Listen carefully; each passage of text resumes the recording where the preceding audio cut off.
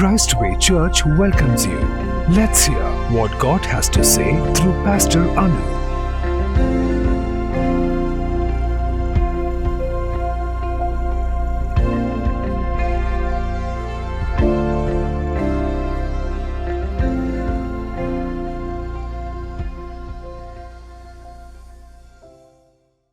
Praise the Lord. God bless you. It's my honor and privilege to greet you all in the name of Lord Jesus Christ. Let's get into our message today. The topic is Learn to live wisely by the grace of God. We read in 2 Corinthians 12:9 as Jesus told Apostle Paul, "My grace is sufficient for you, for my power is made perfect in weakness." When Paul was going through some unbearable pain, and when he pleaded to God 3 times to remove that pain, this was the answer he received from God. It isn't just true for Paul, it's true for each one of us, every one of us today, and it's more than an encouragement for us. So let's start this morning getting this truth into our hearts and to our heads, that we might be able to share Paul's gladness and contentment in the midst of all our pains and problems. And let's learn today how to receive the grace of God and live our everyday life happily. To Paul, God told, "My grace is sufficient for you." God supplies to us with as much as grace as we need for every situation we face, for our daily troubles, to deal with our rebellious children, family members, church members, and all your situations. God's grace is sufficient for everything that we lack. So, what is God's grace? We all heard this word, God's grace, and we often use this word grace. But do you know what exactly is grace? It's a greatest blessing that you can ever get it. And you have received that grace. That is the reason you are here today. So, simply put, it's God's extra and special favor, unusual favor and kindness towards us. And everyone born in this earth has got common grace. Matthew 5:45 says, "He makes his sun rise on the evil and on good, and he sends rain on just and on unjust." God's common grace is for everyone, but God has got special grace also. Special grace. Grace means His favor. His favor. That favor nobody can give. Okay, so listen to me very carefully today. And John 1:16 and 17 say, "From His fullness we have received the grace upon grace, for the law has given through Moses, grace and truth came through Lord Jesus Christ." God's grace is His favor and His exceptional blessing for us. This blessing you cannot get from anywhere else, but you should be wise enough, you should know how to receive this grace in your life. Grace of God is God choosing to bless us rather than punish us as our sin deserves. God shows grace to us through His Son, Lord Jesus Christ. He died on the cross, took the punishment we deserve for our sins, and He gave us the gift of relationship with God Almighty. Through Lord Jesus Christ, we can have a relationship with God Almighty that He has given if you are in Christ. And we can earn many blessings that we don't deserve. Colossians 1:21 and 22 say, "We are born in sin, alienated from God, rebellious in nature, enemies of God in our hearts. We are unrighteous spiritually, we are destitute, blind, unclean, dead. Our souls deserve only everlasting punishment." And Ephesians 2:16 says, "Through Christ's crucifixion, He has reconciled us to God, killing the hostility in us." In every human heart, there is a hostility towards God. In your heart, it was there. I don't know today it is there or what. Don't keep that hostility in you. Even in my heart, that hostility was there. That means we don't want to live up to God's standard. We need God to bless us, but we don't want to live up to God's standard. That is the hostility living in us. And Jesus Christ is the embodiment of grace. That means Jesus Christ is the avatar of grace. Jesus Christ is the incarnation of grace. John 1:14 we read, "Christ is full of grace, and through Christ we receive the forgiveness and victory over sin." And John 3:16 says, "God so loved the world and He gave His only Son, that whoever believes in Him should not perish but have eternal life." And this is God's love. We are all sinners. God will give us sin consciousness, and God will not only give sin consciousness, He will give us strength to overcome them. And when we live a sinless life, that beauty is different. That peace is different. That is heaven. While we are living in this earth itself, we can have a heavenly life. Not after we die. People will think after we die only we can reach heaven. That is eternal heaven. But while we are living in this earth, we can live a peaceful life. That peaceful life we get through grace of God. And God's saving grace is for the entire humanity. Those who don't believe in Christ don't get this grace of God. This grace of God is for everyone. But not everyone will believe in Jesus Christ. Not everyone is ready to be born again baptized. They think that when you are born again baptized, they are becoming Christian. One brand name will come. It is Christian. It is not religion.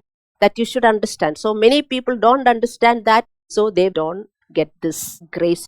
And Revelation 1:7 says, through Lord Jesus Christ, people might believe God Almighty. Only through Lord Jesus Christ, even you know that you are experiencing today.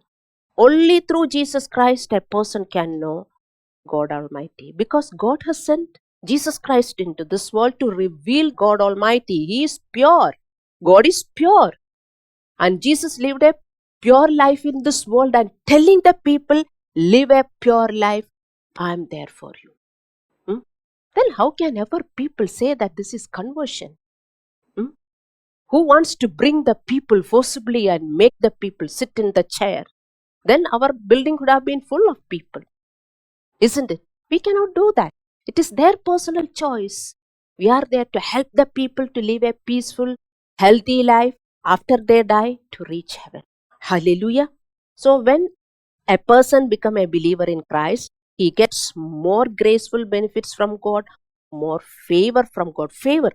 Grace is favor, mercy, more than what we deserve. That you can get anytime you want favor. And many times in a day we want favor. It is not that we deserve. That God will definitely give, my friends, understand. Sins come naturally to us, but righteousness takes focus, isn't it? We can easily sin, but that self-control, we should be focused. Unless we are focused, we can never ever get focused. And Galatians 6:7 and 8 say, God is not mocked, do not be deceived, whatever one sows that he will also reap. This is a universal law. What you sow, you have to reap. And naturally, as human being, we have only potential to sow wrong seeds. Don't say that, no, I'm very conscious. I'm not sowing any wrong seeds. Telling that itself is a wrong seed because you are telling lies. Isn't it? So you should accept when God is revealing, like the worship leader has told us, we should look into the mirror. We all looked our physical mirror and came here. We beautify ourselves with the help of mirror. How about our soul's beauty? Soul's beauty, you should know how dirty it is. It is dirty with sins, rebellion, revenge, anger. What good is there in our spirit? We don't beautify our spirit. You know that if you look good, if you are wearing a good dress, you have confidence, isn't it? You feel good. In the same way, when our soul is good, when our soul is beautifying, we feel so good.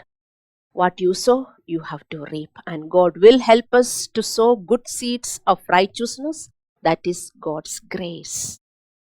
God's grace is what? What you sow, you will reap. We have only potential to sow bad seeds. But God's grace will be with us to sow good seeds and receive good blessings. This is God's grace. God's grace is God reaching downwards to us and constantly pushing back against Him. We don't want to go. No, we don't want. God is pulling, pushing. Come, sending that sister, sending that brother, that message, this message. No, I don't want. We keep going back. Is it not the story of each one of you? You know that you say that it is not true. It is true. Somebody is there to pull you. You will think, what is wrong with that person? Why can't he leave me? So God's grace is what? He's constantly pushing us. Where we are going back. Don't want. We want to give up. No. No, that force you can see. You can see. That is God's grace. If we are in Christ, Philippians 2:13 says, God is working in you both to will and to work for His good pleasure. You want to do what you want, but God is working in you to do the right things. Why? God wants to bless you. God knows that you are going through that trouble and that sickness. God doesn't want you to be pain under the medication or whatever the situation that you are going through. God wants to help you. God is telling you, do this, do this. You are getting irritated with the pastor's message. Some of you will not even open and read my common message for you. Some of you will not message me back. It is from God. If you are replying me, it is from God, you should understand. Why I should chumma write all this? I get the inspiration to write for the whole church. I get the inspiration for some of you personally. So that time I will send it. You should know what reply you are giving. God is watching. It is not to me. You should understand. That is the grace of God. Hallelujah. So grace of God is an incredible gift, an ongoing favor and provision for our everyday's good life. God promised us to be with us all the times, and His Holy Spirit will counsel us, prompt us, strengthen us, and believe that what God is doing for you when you are accepted His grace. You should understand the day the person came to you, that is the grace. Somebody has come behind you. You thought, oh, this is Christianity, this is conversion. Now BJP will come, catch and go. BJP cannot do anything. We have freedom to accept God. How can they say that you cannot accept the God whom you believe? Nobody can bring such a role. That is inhuman. Then we cannot live in this world. That is too much restriction. It is our relationship with God.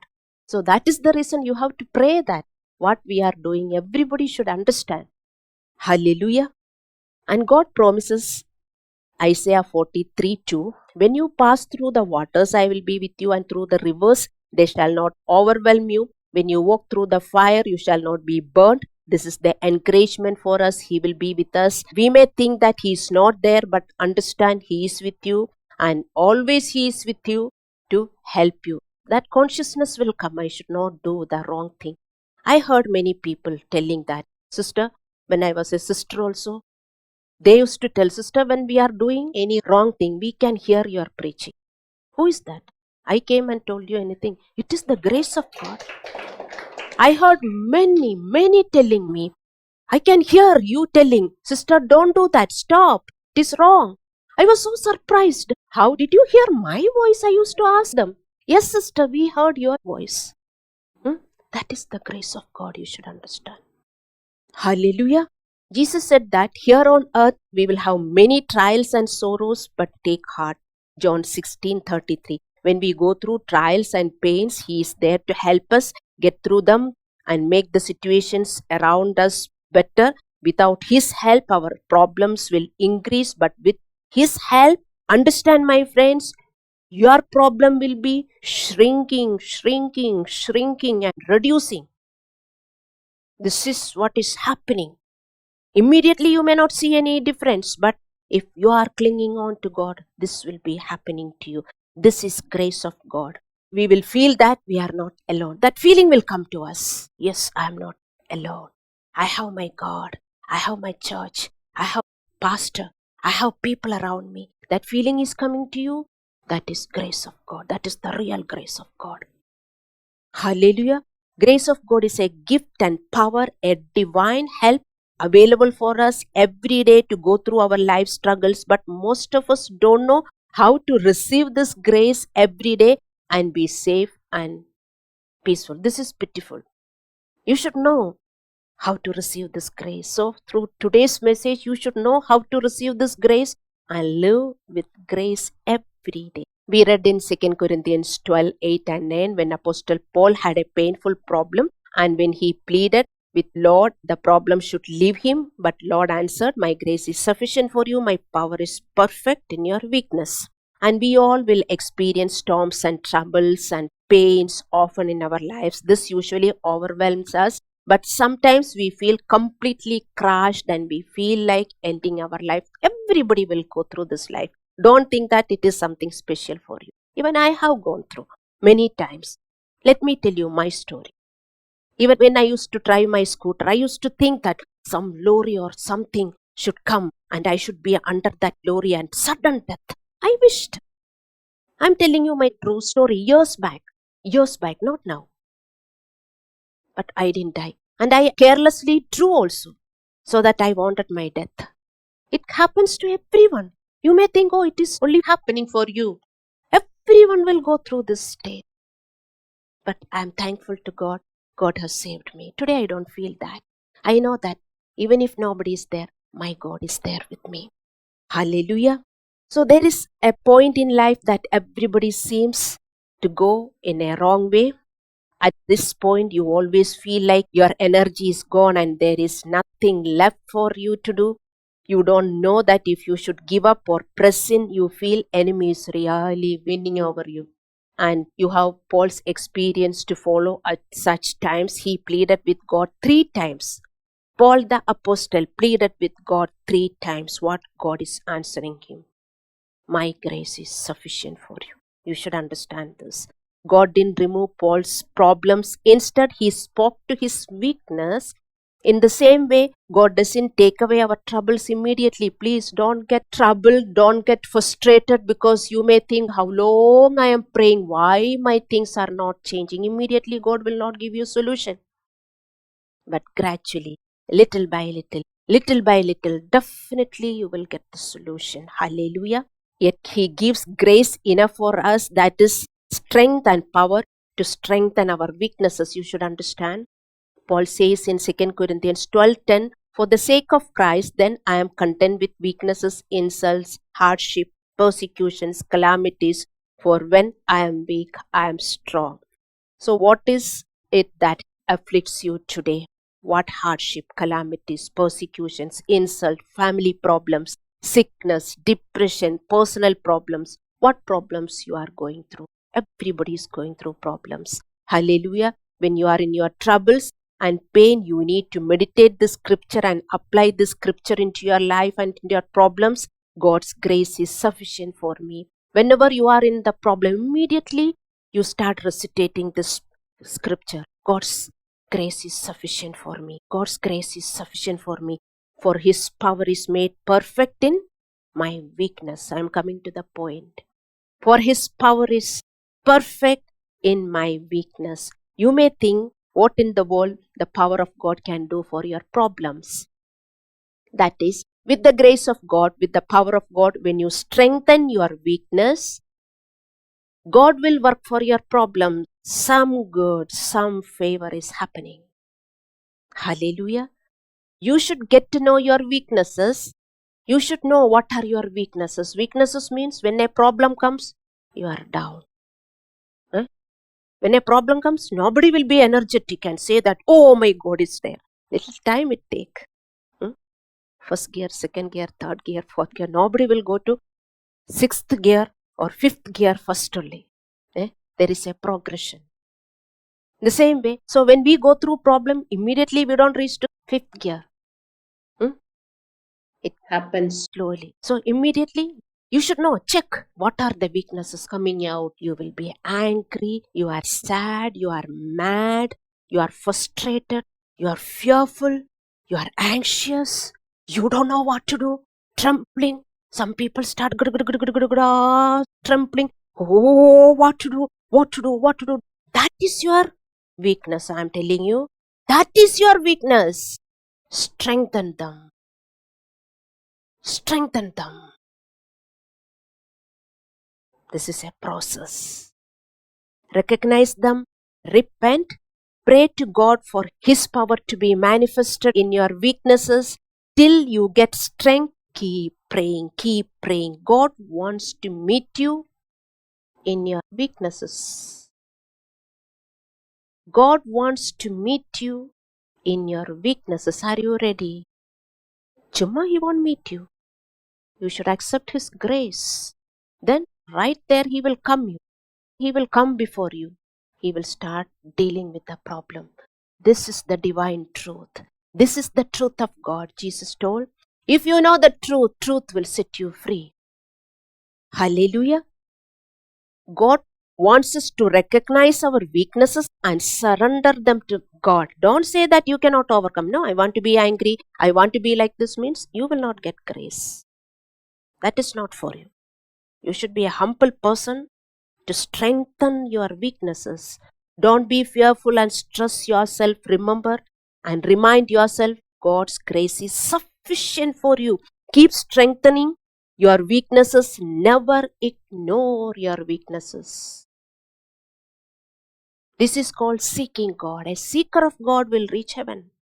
Seeker of God. What is weakening you? Why I am not strong? Why I am sad? Why I am depressed? For nothing I am depressed. For nothing I am angry. For nothing I am getting irritated. What happened to me? You should check. I am not like a normal person. I am looking an abnormal person. What happened to me? Abnormality is right for you. You know that it is wrong. If you continue like that, you will definitely get into problems. Either your family members will admit you to demands, or you may get some physical problem. Either mental problem or physical problem is for sure. Even if you are mental, you will tell I am all right. But they know that you are not all right. So that will happen. Don't allow your weaknesses to be weak day by day. Jesus came to strengthen your weaknesses. This is the grace of God. With your weaknesses, you will be weak day by day. Your problems will definitely mount up. You are not going to see any solution. Hallelujah. Adversities remind us of our weaknesses. Embrace God's purpose in your weaknesses. You will experience power of Christ in your life. Pain of adversity should strengthen your hatred towards sin. You should hate your sin. Don't embrace your sin. Don't embrace your sin. Don't love your sin. You should hate your sin. If you are ready to hate your sin, God is there to help you to come out. Don't say that I cannot come out. I cannot be holy like the Father in heaven is holy. Never ever say. You are not hating your sins. The moment you hate your sins, you will get the strength from God. That is the reason Paul says, I will boast all the more gladly of my weaknesses so that the power of Christ may rest upon me. For the sake of Christ, then, I am content with weaknesses, insult, hardship, persecutions, calamities. For when I am weak, I am strong. When you are strong, God is right there. Please understand. Write this point. When you are strong, God is there for your problems. But when you are weak, God is not there. At the same time, Satan is there to do something. That's why I will always tell you people, please, I don't want you people to bring any Satan in church. I don't want you people to live out there in your house also with satanic power. Why don't you live with God's power? Your humility takes. Your humility. That's all. Hallelujah. And you should understand, God will punish every sin. Whether you are a Hindu, Muslim, anyone. God will punish everybody's sin. God will discipline everybody's sin. This is the part of life. That's why this universal law, what you sow, you will reap. What you sow, you will reap. So, you should understand this. Luke 12, 47 and 48. Don't be tired of your troubles. We will all sin, but recognize them and forsake them. Go to the throne of grace for mercy and get strength from God. Hebrews 4, 15 and 16 say, each time you are tired or you are weak, you are held with your problems, you should go to the throne room of grace, asking God mercy and grace. Mercy for what? For the sins we are committing. Lord, forgive me. Forgive me.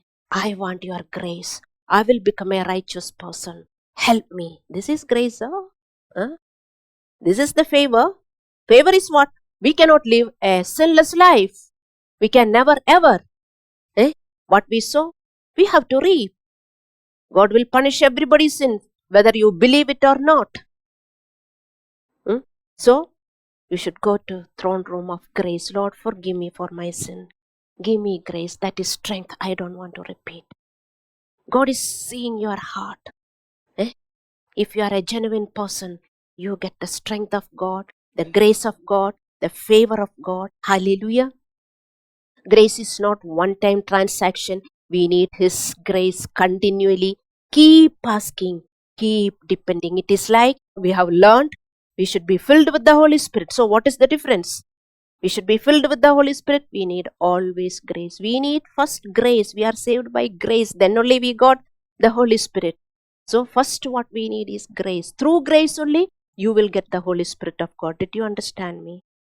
Through grace of God only, you get the Holy Spirit of God. Because you are asking God's grace to live a sinless life. Then God start pouring His Holy Spirit over you. Hallelujah. 2 Peter 3:18 says, grow in the grace and in the knowledge of God, Lord Jesus Christ. To grow in grace is to mature as a child of God.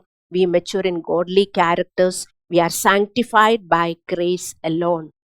We know that grace is the blessing that we don't deserve. We receive many undeserved blessings in this life because of God's grace upon us as He keeps strengthening us. Understanding and applying God's grace in our life is very important. Very important. Today's message should not go in vain. Please be blessed every day. Have peace every day. Be healed every day. Be healed if you are sick or not sick. Don't say that I don't have any sickness. But if you go to doctor, they will find something wrong in you. Somewhere in the blood or vein or somewhere you are sick. As you are not going and checking, you are telling you are healthy. You are not. So to be healthy completely, receive the grace of God. Hallelujah. We should not neglect it by being proud. Because God says He resists the proud and He gives grace to the humble, more grace to the humble. The more you are humbling down, you get more grace. You should understand first what is grace. This is extra mercy, extra power, extra favor. A man cannot give nothing. You should understand. Extra favor. This is grace. So those who humble, Lord, I don't want to live like this. I want to change. You will get extra grace. God gives more grace to the humble. People in this world boast of their strength. But when they are weak, they don't know how to strengthen their weakness, isn't it? Somehow they will hide their weakness, or some will go and boast. Something they will do to hide their weakness. People in this world, they will always boast. Oh, I am that, I am this. They will boast of their strength. But children of God should boast of their weaknesses. When the world is boasting of their strength, if you are telling that I have this, you are praising yourself, you are boasting yourself. That is a sin. Don't say that you are a great person. People should say that you are a great person. Don't say that you are doing that, you are doing this, I'm helping the people or whatever. People should say that. But you should always tell before God your weaknesses. Hallelujah. How to strengthen our weaknesses we should know. And we should not be weakened by our weaknesses. Depend upon God's grace moment by moment. Never be weakened by your weaknesses. Whenever you are weak, go to the throne room of grace. Power from above should not be a base for you. His power should meet your needs. I told you, in your weakness, you will meet God. In your weakness, if you go to the throne room of grace. Hallelujah. Bible gives us repeated warning against using the grace of God as a license to continue to sin. Jude 1:4. And today, you are born again, baptized. I told you that is just because of grace. Think. Even I never wanted to be here. I never wanted to be a pastor. I never wanted to lead a church. I never wanted even to be a Pentecost. I hated that name. I was going back, He was pushing me. I was going back, He was pushing me. So today I am here. Isn't it Same is true for all of you. Worship God's grace. But many people will not have any value for God's grace. That's what I'm going to teach you now. Hallelujah. Many believers wrongly think that God's grace means that He gives out free pass that allow them to sin and live by asking forgiveness. There should not be any need to live a holy life. 2 Corinthians 6:1, Paul says, don't receive the grace of God in vain. By continuing the life in sin, you are not doing anything with the grace you have received from God. That is the reason you are weak. You have no joy. You have problems after problems. You are not happy in the life. Today, I don't know how many years over you are in Christ. How is your life? Are you content with God? Are you happy? Are you a worshipper? Worshipper is not just singing some songs in prayer time. Worshipper is a person always praising God. He loves God. He knows that if God could have not sent that first person to me, where my life could have been. He will be thinking of all the good things that God has done and singing songs. Your own songs you can make and sing. That is called worship. Don't think that worship is opening your book or taking some songs from YouTube and singing along with them. Worship is singing from your heart. That is worship. Many will send message. Sing this song. Just you may get some enjoyment. But are you really worshipping God? Are you really grateful to God? Hallelujah. If you are living in sin, you will be weak day by day. It will obviously hurt you and hurt God, and you will have a painful life, and you will have to reap definite consequences of sin you commit. Please understand. That's why I asked you, how is your life? Is it strong or weakened or weakening? Even after God has touched you, that means the grace of God. Don't deny, don't be proud and say that I never wanted the grace of God. Don't be that proud, please. Many of you are thinking, why God has touched me? Why God has brought me to church? It is your maximum pride that you are showing to God. Please understand this. And after you are in Christ, how is your life? You are sinning, no control, no prayer for your self-control. You have received the grace of God in vain. Hallelujah. Titus 2:11 and 12 say, the grace of God has appeared, bringing salvation for all the people, training us to renounce godliness and worldly passions and to live self-control, upright and godly lives in this present age. God's grace has come to us for what? To live a self-controlled life. And it is written, God's grace will train you to live that life, an upright life. Hallelujah. God's grace will train a person to live a holy and upright and self-controlled life. God uses His church and appointed servants for this purpose. That's why you need a church. That's why you need to keep coming to church. That's why you need to have closer relationship with church. You should read Ephesians 4 chapter 7 through 16. Through the church, through the body of Christ, He will train you. Hallelujah. His grace will be following you to strengthen you. If a person doesn't respect this help from God, that means if a person is not receiving this help from church and the pastor, thus lives by ignoring God, received the grace of God in vain. This obviously refers to the person who is openly immoral and evil, but also includes outwardly nice person who simply has no place for God's truth in his life. Understand this truth. And another truth about grace of God is we all have received the grace of God, and when we have accepted grace of God, God has given us a gift of spirit. Everyone, don't say that I don't have any gift of spirit. Everyone, God has given a gift of spirit.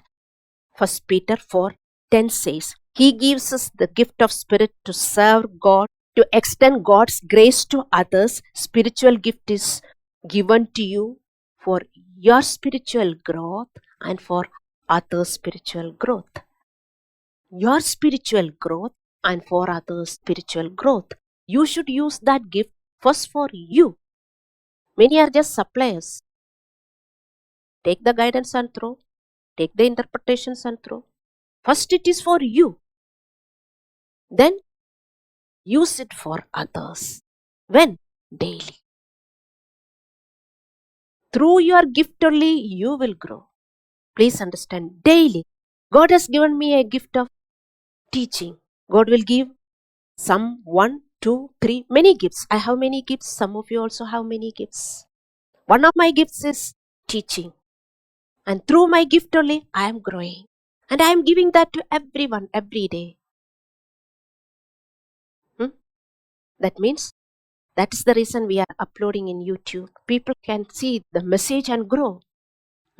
I never wanted, but God has made me to upload this, isn't it? God is helping me for many people to be used.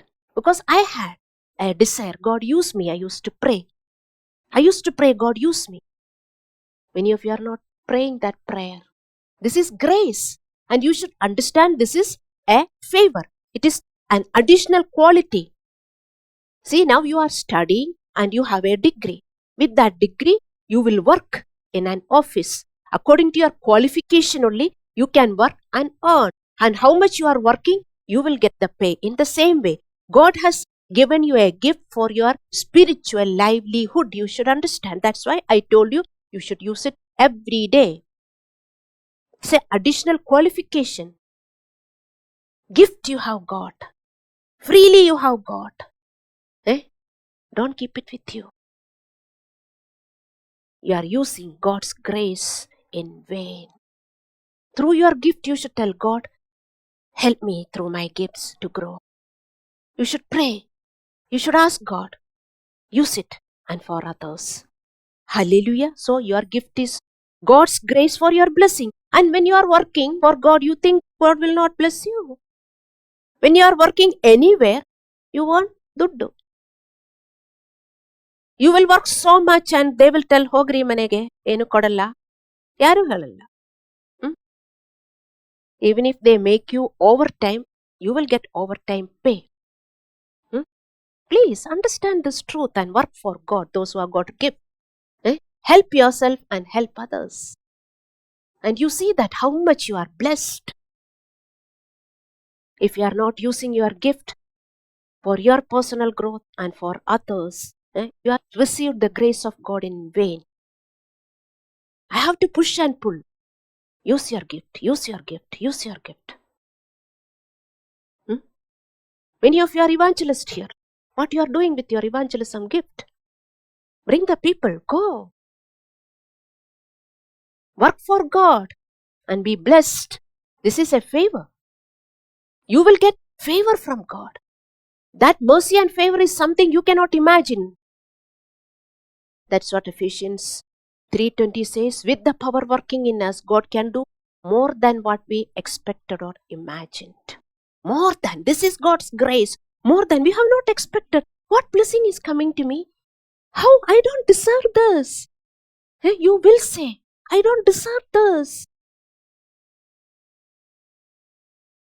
Dear children of God, know how to live by the grace of God.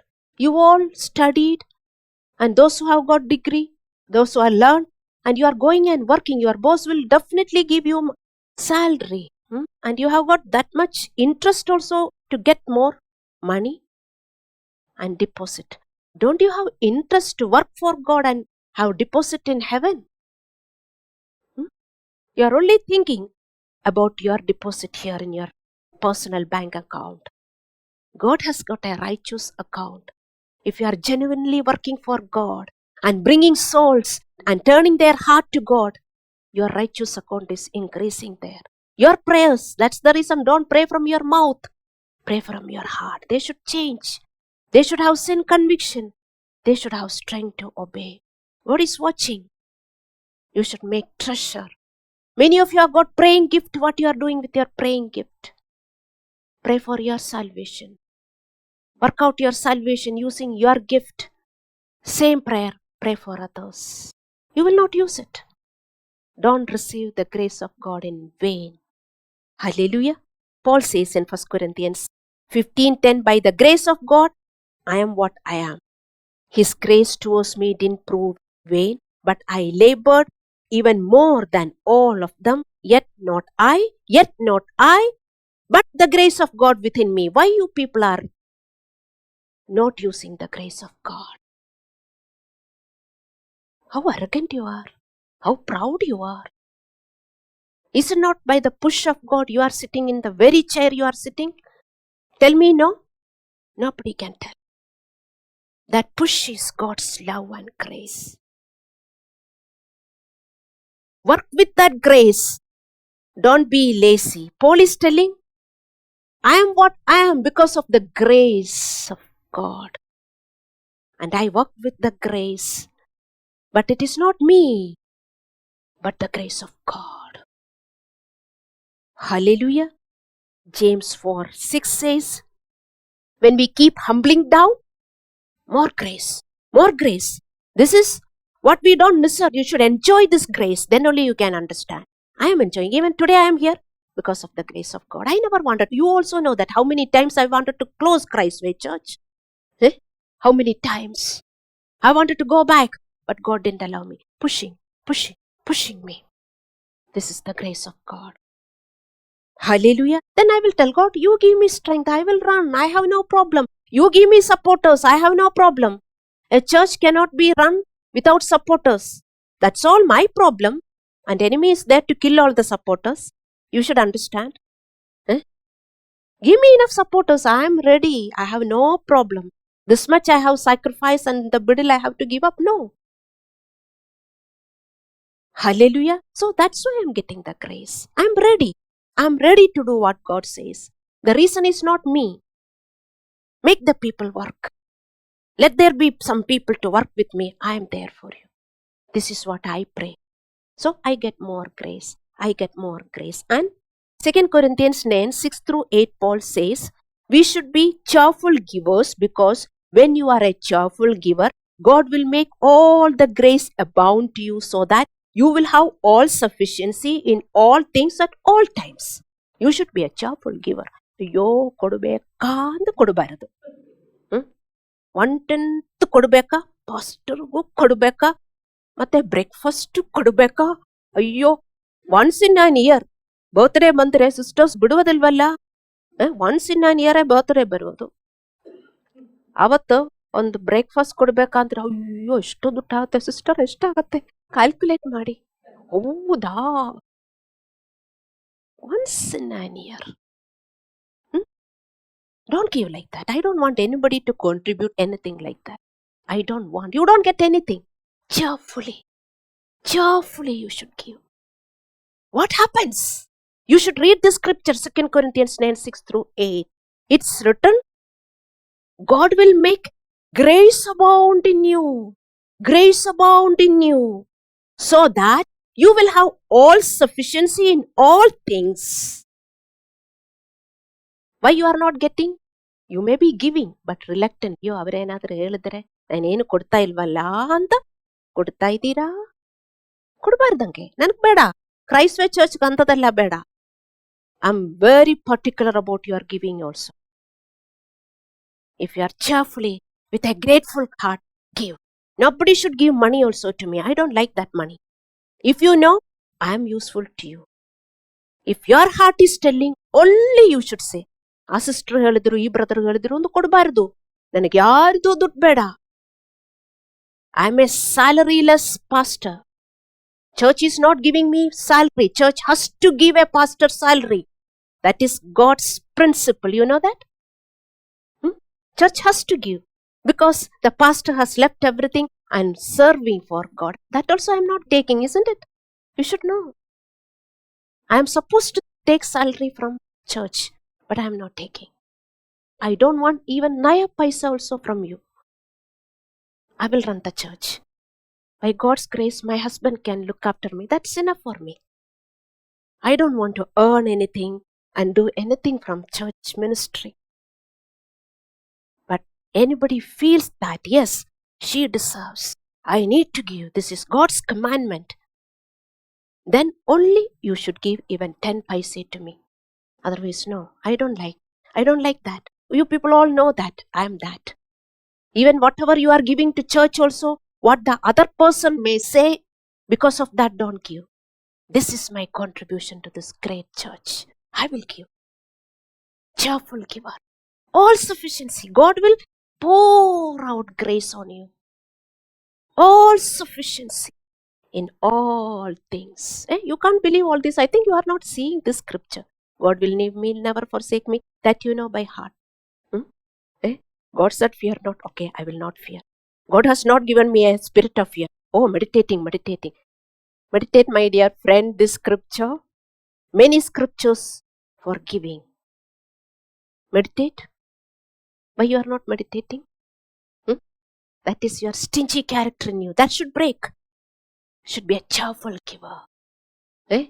Hallelujah. Wonderful God. If you are in any storm or in any challenge right now, I encourage you not to have pressure on yourself and be weak day by day. God's grace has touched you means that is enough for you. Like Paul, you should tell, God's grace is sufficient for me. Hallelujah. Depend upon God's grace. Be wise. Hallelujah. Note that God's grace is sufficient for you. A child of God never loses anything by suffering or affliction or pain. He is a gainer by all his pain. Praise God for that. Let's close our eyes in prayers.